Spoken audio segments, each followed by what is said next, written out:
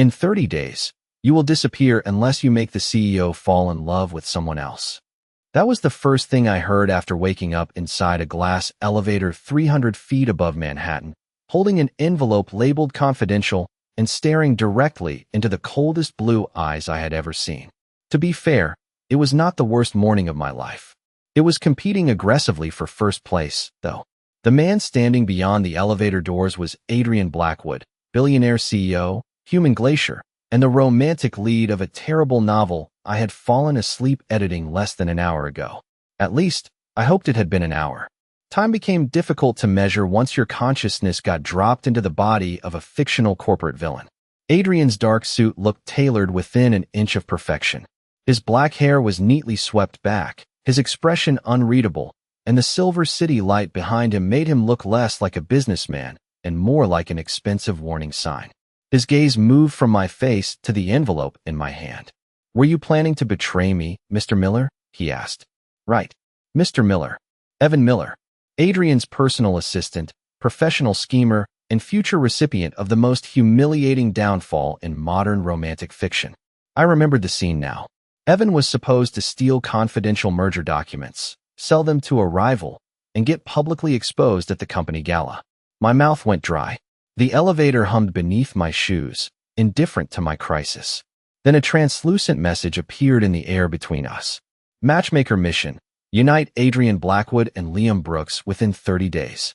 Failure will restore the original ending. The message vanished before I could ask the universe several reasonable questions, beginning with why and ending with seriously.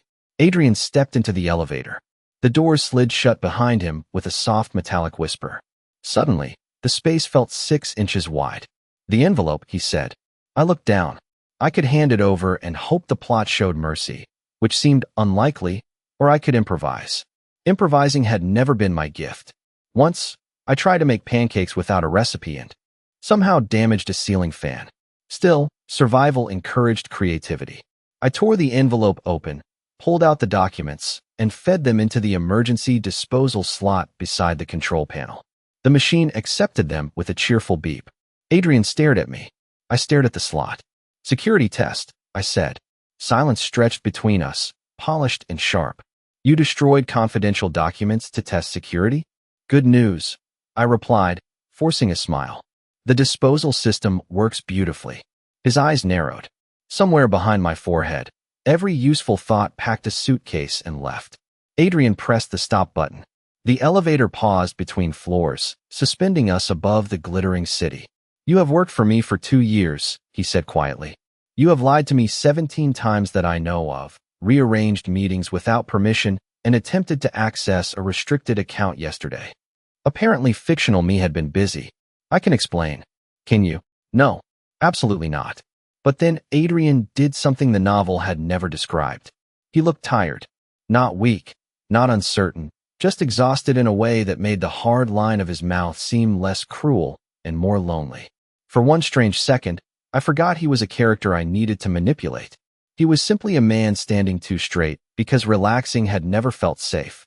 The invisible screen flashed again. Adrian Blackwood to Evan Miller.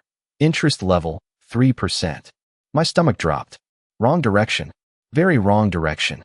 Adrian restarted the elevator and faced the doors. "You want me to believe you are loyal?" he asked. "Yes." "Then prove it."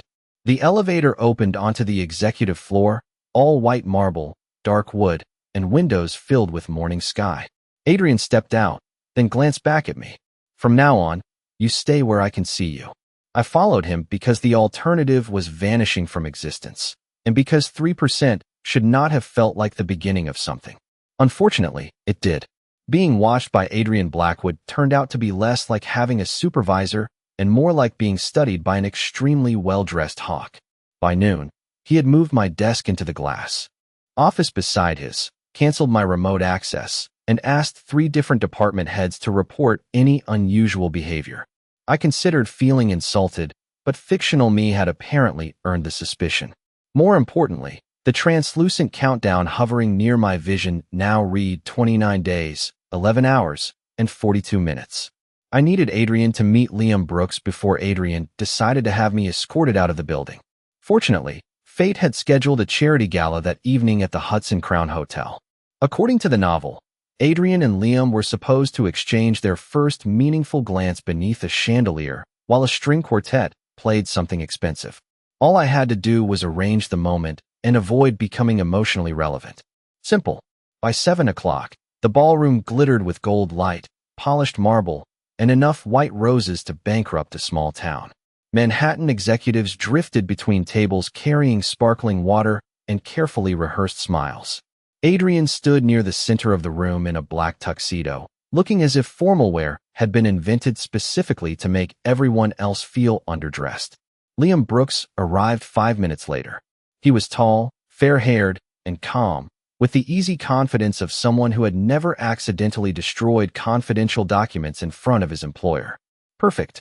I adjusted the seating cards, redirected a photographer, and convinced a confused waiter that table 12 urgently needed a different centerpiece. Every detail matched the scene from the book. Adrian and Liam would sit beside each other, discuss the charity merger, discover a shared interest in architecture, and begin their slow journey toward true love. I stepped back to admire my work. The invisible display appeared. Matchmaking probability, 72%. Finally, the universe and I were cooperating. Then Adrian appeared beside me. "Why is Mr. Brooks sitting in my seat?" he asked. My smile tightened. "Networking opportunity." "For whom?" "For you." His gaze shifted toward Liam, then returned to me without interest. "Move him." "I cannot move a respected guest 5 minutes before dinner." "You moved 3 senators and a Broadway producer." I had underestimated the observational skills of a man who remembered 17 lies. Before I could invent number 18, the ballroom lights flickered. Above us, part of the decorative lighting rig tilted with a soft mechanical groan. Guests gasped and scattered as a curtain of silver streamers and paper stars drifted loose from the display. Nothing dangerous fell, but the sudden movement sent everyone backward. Adrian reached me first. One arm closed firmly around my shoulders, guiding me beneath the shelter of a marble arch, while silver stars floated around us like slow snow. My hands landed against his chest. His breathing remained steady, but his grip tightened for one brief second. "Are you all right?" he asked. "I am fine." My voice sounded far less convincing than I wanted. Across the room, Liam stood perfectly safe beside the orchestra, watching us with unmistakable amusement. Camera flashes sparked through the ballroom.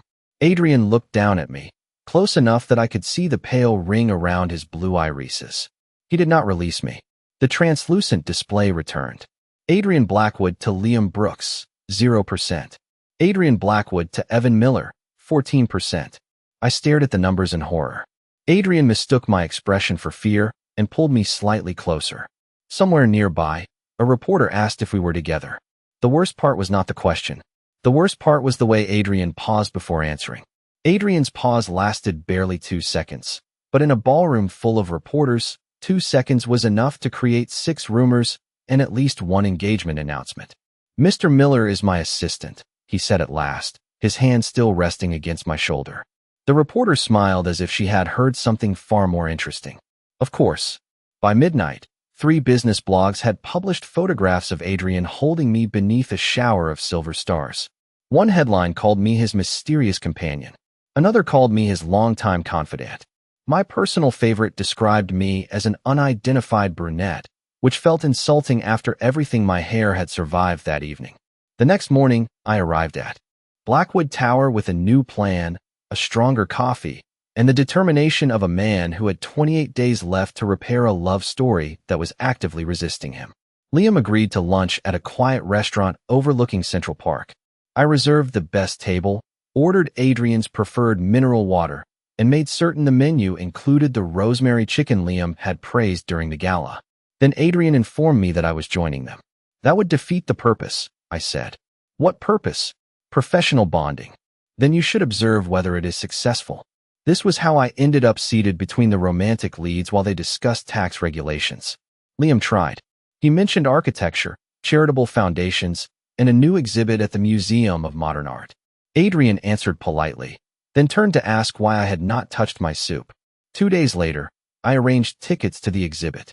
Adrian brought me along because I had selected the paintings. At the gift shop, He purchased a small print I had admired for exactly 4 seconds. For the conference room, he said. The print appeared in my office the next morning. The wine tasting on Friday went worse. Liam received an emergency call and left early, while Adrian remained because I had already paid the reservation fee.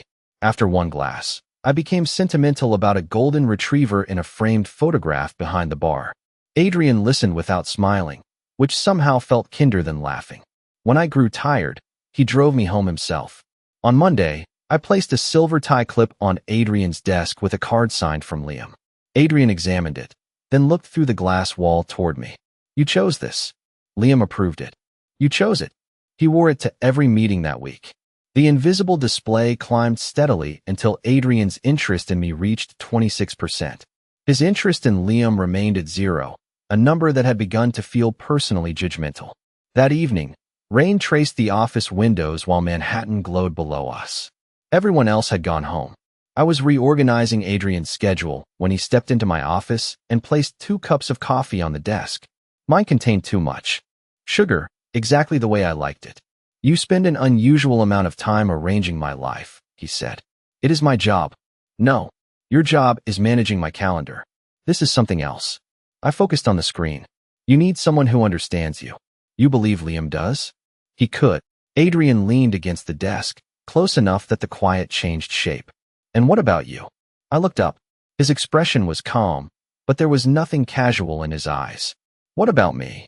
What did you want before you started managing everyone else's happiness? The question slipped past every defense I had prepared. In my old life, I edited other people's love stories. In this one, I was trying to repair someone else's ending. I could not remember the last time anyone had asked what I wanted. Adrian waited, patient and impossible. I looked away first.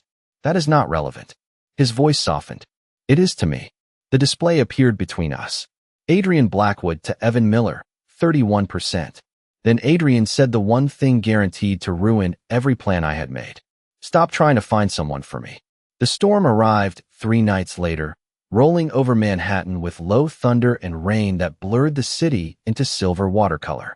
Most employees left Blackwood Tower before dark, but Adrian stayed for a conference call with investors in Seattle, and because I was still required to remain where he could see me, I stayed too. By 9:30, the executive floor had become unnaturally quiet. Wind pressed against the windows. The lights flickered once, steadied, then dimmed again. Adrian ended his call and stepped from his office with his coat folded over one arm. We are leaving, he said. I gathered my bag and followed him toward the private elevator, trying not to think about the countdown hovering at the edge of my vision. 25 days remained, and I had made no progress with Liam. Adrian, however, had reached 34%. Apparently, every cup of coffee and prolonged conversation was now a threat to my continued existence. The elevator descended smoothly for 11 floors before the building gave a deep mechanical sigh. The lights vanished. The car stopped. For 1 second, there was only darkness and the sound of rain tapping far beyond the walls. Adrian, I asked. No answer. Emergency lights should have activated, but the elevator remained black. I reached for my phone and turned on the flashlight. The narrow beam found Adrian standing near the control panel. His face was pale, his shoulders rigid, and one hand gripped the railing so tightly that his knuckles had lost their color. The backup system will start soon, I said. I know. His voice was controlled, but the words came too quickly. I pressed the emergency button and spoke with building security. They assured us that technicians were already restoring power. 10 minutes, maybe 15. Under normal circumstances, 15 minutes beside Adrian Blackwood would have felt like an extended performance review. Now it felt much longer. He kept his gaze fixed on the closed doors. His breathing had become shallow, measured, as if each breath required permission. You do not like enclosed spaces, I said softly. I am fine. That was not an answer. His jaw tightened. Thunder rolled somewhere above us. Adrian closed his eyes. When I was 8, my father locked me in a storage room during a business dinner because I embarrassed him. The confession entered the darkness so quietly that I almost missed it. The light burned out. He forgot I was there until morning. Every clever response disappeared. I lowered my phone so the beam would not shine directly into his face. I am sorry. Do not be. That is a ridiculous request. A breath left him, almost a laugh, but not quite. I moved closer without touching him. You are not 8 years old, and you are not alone. Security knows where we are. The doors will open. You sound very certain. I am improvising with confidence. His hand trembled once against the railing. I offered mine, palm upward. You do not have to take it. Adrian looked at my hand for a long moment. Then his fingers closed around it. His grip was warm and careful, nothing like the cold precision he carried through the office. The invisible display flashed across my vision. Warning, unauthorized emotional bond. A sharp pressure tightened behind my ribs. I inhaled, but I did not pull away. Adrian noticed. What is wrong? Nothing. Evan. The way he said my name was softer than the darkness. I forced a smile he could barely see. I am staying right here. The elevator lights returned with a sudden golden glow. The car began moving again. Adrian opened his eyes, but his hand remained wrapped around mine. When the doors finally opened into the bright lobby, neither of us stepped out immediately. Adrian did not release my hand until the elevator doors began to close again, and even then, his fingers slipped away slowly, as if some part of him had forgotten how to let go. The storm had flooded several streets near my apartment, so he insisted that I spend the night at his penthouse. He called it practical. I called it the universe setting fire to my survival plan and warming its hands over the flames. Adrian's home occupied the top 2 floors of a quiet building overlooking Central Park. I expected cold marble and furniture selected by a committee. Instead, I found soft lamps, shelves crowded with old books, and a slightly crooked ceramic bowl near the entrance. You made that, Adrian said when he noticed me staring. I did. During the company retreat last year. You complained for 3 hours. That sounded believable. What did not feel believable was the faint affection in his voice. He gave me a guest room, a clean sweatshirt, and firm instructions to rest. Naturally, I did the opposite. Sleep refused to arrive while the invisible warning floated at the edge of my vision. Adrian Blackwood to Evan Miller, 41%. I had become an accidental romantic emergency. At 2 in the morning, I wandered into the hallway in search of water and noticed a thin line of light beneath a door near Adrian's study. The door was not locked. It opened with a quiet click. Inside, 12 framed photographs covered the far wall. I stepped closer, and my breath stopped. Every photograph showed Adrian standing beside me. Not the version of me reflected in the penthouse windows, but 12 different Evans. One wore his hair longer. One had glasses. One looked older. Another stood beneath the silver stars from the gala. But Adrian's expression was filled with grief instead of surprise. The dates beneath the frames made no sense. Some were separated by years. Others were stamped with the same month and day. You were not supposed to find this yet, Adrian said behind me. I turned. He stood in the doorway wearing a dark sweater, his hair no longer perfect, his face stripped of every corporate defense. What is this? I asked. He entered slowly. Proof that I am not imagining you. Those men look like me. They were you. The room seemed to tilt. Adrian stopped beside the first photograph. This has happened 12 times. You arrive. You try to bring Liam and me together. You tell yourself it is necessary. Then the gala comes. You are blamed for betraying the company, and you disappear. My mouth went dry. Disappear how? Sometimes you leave. Sometimes the world changes overnight, and no one remembers you. His gaze met mine. I always remember. The countdown flickered above the photographs. 24 days remained. Why did you never tell me? Because every time I told you too soon, you became afraid of me. His voice softened. And every time you became afraid, you left sooner. I looked at the photographs again. 12 versions of my face. 12 endings written into 12 silent frames. You said I am different this time. You are. Adrian stepped closer, but stopped before touching me. You stayed in the elevator even when something was hurting you. The others followed the story because they wanted to survive. You looked at me as if I was real. His words settled somewhere deep and unprotected. I wanted to deny everything, but the truth stood around us in 12 frames. Adrian studied my face with unbearable patience. So tell me, Evan, who are you really? I looked at the 12 photographs, then at Adrian, and realized there was no believable lie left in the world. My name is Evan Miller, I said slowly. But I am not the Evan you knew. Adrian did not move. The city lights behind him reflected in the glass frames, turning every past version of me into a ghost. I told him everything. I told him about my old life, the tiny apartment in Queens, the publishing job. That paid too little, and the romance manuscript I had fallen asleep editing. I told him that his world had been a novel on my computer screen.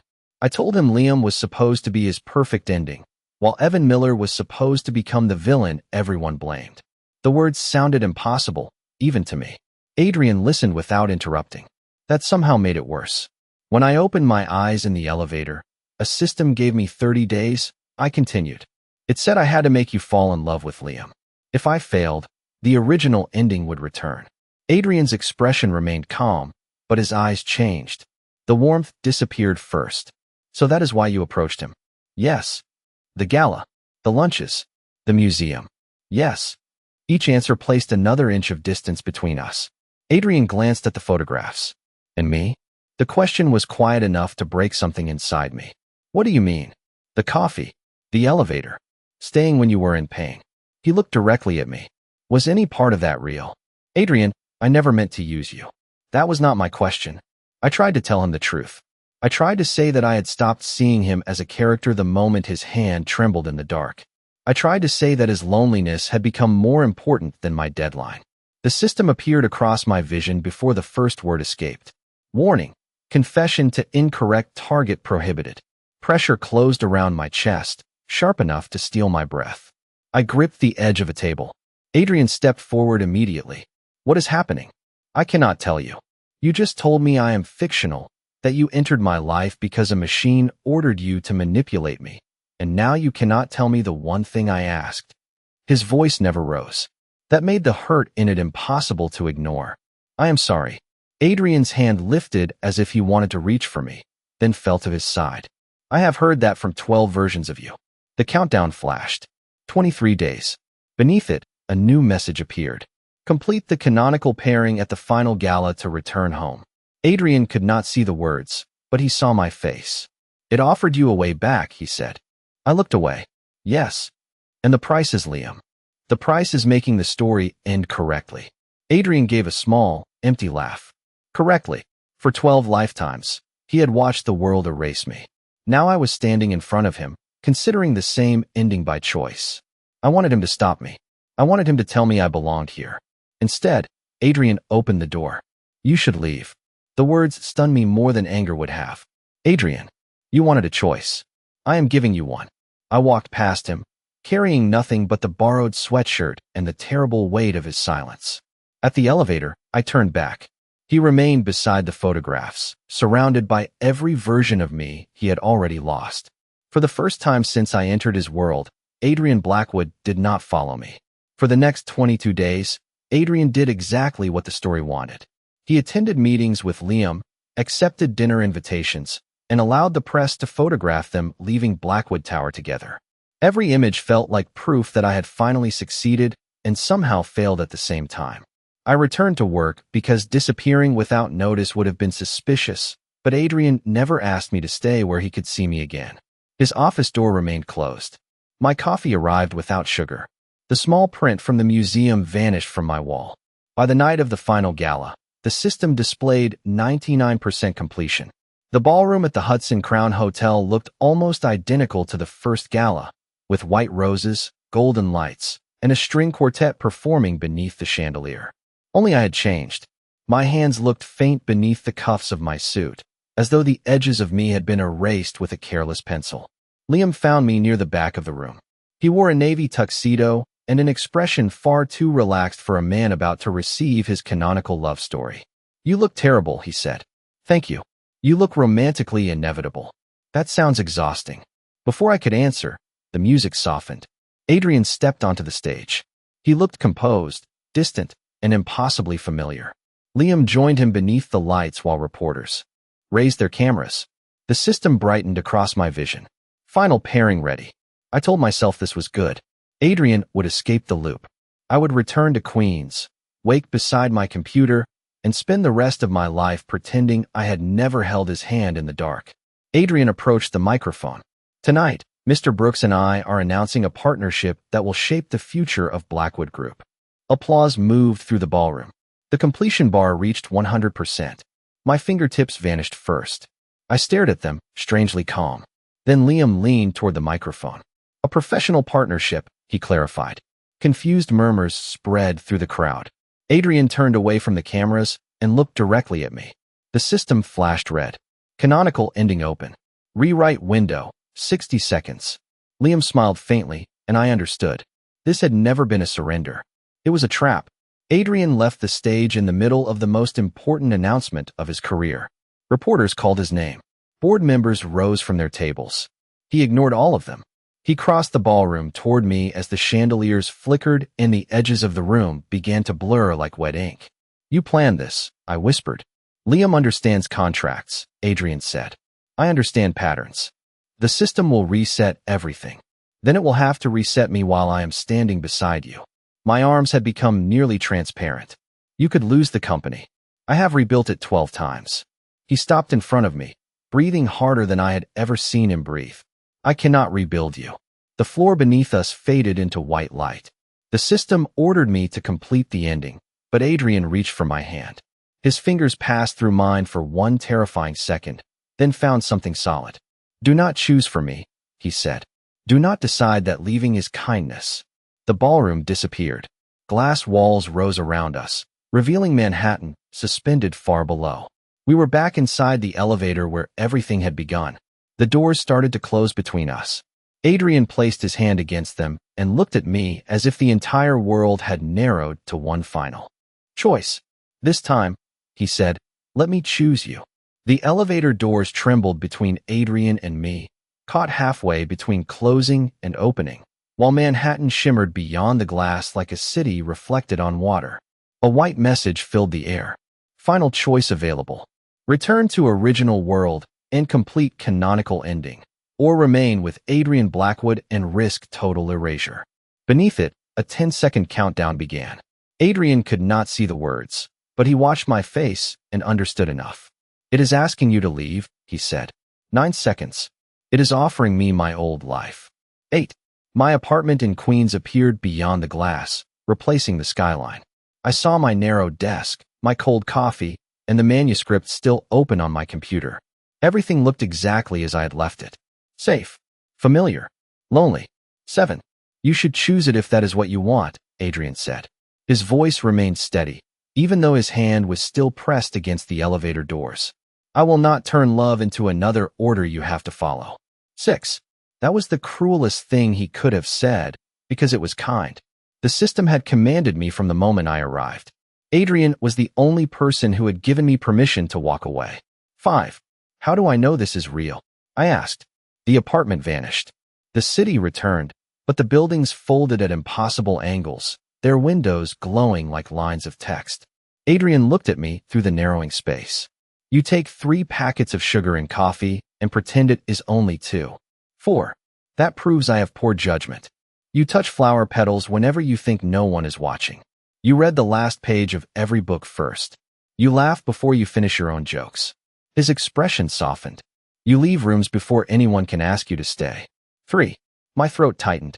Around us, the elevator filled with fragments of every life Adrian remembered. 12 galas. 12 offices. 12 versions of me walking away. I remember all of them, he said. But I am not asking for any of them. I am asking for you. 2. You do not even know who I will be without the system. Neither do you. His fingers reached through the gap. That is the point. 1. The pressure returned around my chest, demanding an answer. I thought of Liam beneath the ballroom lights, helping us open the one moment the story could be changed. I thought of Adrian in the dark elevator, holding my hand as if trust were something fragile. I thought of the 12 photographs and the terrible patience of a man who had loved through endings no one else remembered. I choose Adrian, I said. The countdown stopped. The system flashed one final warning. Choice cannot be reversed. Good, I whispered. Neither can I. I placed my hand in Adrian's. This time, his fingers closed around mine completely. The white messages cracked into threads of light, then scattered across the elevator like tiny stars. The false apartment disappeared. The distorted city straightened. Somewhere far below, traffic moved through Manhattan as if the world had never been broken. The doors opened, and Adrian stepped inside. For a moment, neither of us spoke. Then he touched his forehead gently to mine, relief softening every guarded line of his face. "Are you still here?" he asked. I looked down at my hands. They were solid again. "Unfortunately for your schedule, yes." A quiet laugh escaped him, warm and disbelieving. The display appeared one last time, no longer read. Story status, unwritten. Then it faded forever. Adrian held my hand as the elevator began to rise. "Where are we going?" I asked. He looked toward the morning light above the city. "Somewhere neither of us has been before." 6 months later, I learned that freedom was surprisingly bad for my calendar. Without a system assigning missions or threatening to erase me, I had to make my own decisions, which felt irresponsible and deeply suspicious. Adrian offered me 3 positions at Blackwood Group. I rejected all of them because each included the phrase personal assistant, and I had already spent enough time arranging his life. Instead, I created the Blackwood Pathways Foundation, a program that helped young employees pay for professional training, counseling, and emergency housing. Adrian approved the budget before I finished presenting it, then pretended the decision had nothing to do with me. He was still Adrian, after all. He could announce a generous donation with the emotional warmth of a parking notice. Liam became the company's senior legal advisor and treated our relationship as his favorite ongoing case. "For the record," he said during our first foundation meeting, "I remain offended that both of you tried to cast me as the romantic solution." "You were very qualified," I replied. "I have excellent references." Adrian looked up from his documents. He was never under consideration. Liam placed a hand over his heart. That was unnecessarily honest. Life inside Blackwood Tower changed in small ways. The museum print returned to my office. The silver tie clip stayed in Adrian's collection. He stopped taking the private elevator during storms, although he never explained why. Every morning, a cup of coffee appeared on my desk with 3 packets of sugar stirred into it. Adrian continued insisting that his assistant ordered it by accident. His assistant had apparently been making the same accident for 182 days. We did not rush to define everything. Adrian had spent 12 lifetimes losing versions of me, and I had spent most of my life believing love was something that happened more convincingly to other people. So we learned slowly. We had dinner in quiet restaurants without placing Liam between us. We walked through Central Park on Sunday mornings. Adrian read the final page of novels first because I did, then complained that I had ruined literature for him. I met him outside conference rooms when the walls felt too close. He waited beside office doors when I needed time to choose whether to enter. Neither of us called those moments healing. They were simply the life we built from them. On the first morning of spring, Adrian asked me to meet him on the roof of Blackwood Tower before sunrise. The city below was still half asleep, its windows dim beneath a pale blue sky. Wind moved gently across the rooftop garden, carrying the scent of wet soil and new leaves. Adrian stood near the glass railing with 2 coffees. "This feels suspiciously planned," I said. "You used to plan my entire romantic life." And I was terrible at it. Exceptionally.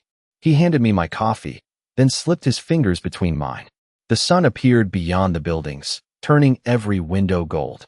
For a moment, the city looked like the glowing pages of a book that had not been written yet. "Do you miss your old world?" Adrian asked. I considered the apartment in Queens, the unfinished manuscript, and the quiet life that had once seemed permanent. "Sometimes," I admitted. "But missing something does not mean I chose wrong."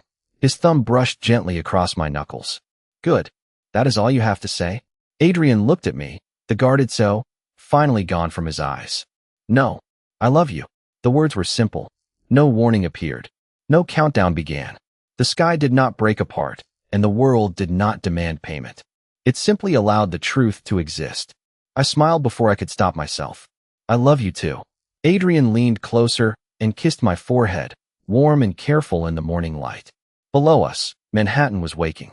Ahead of us, there were no predetermined scenes, no perfect ending, and no invisible instructions telling us where to go.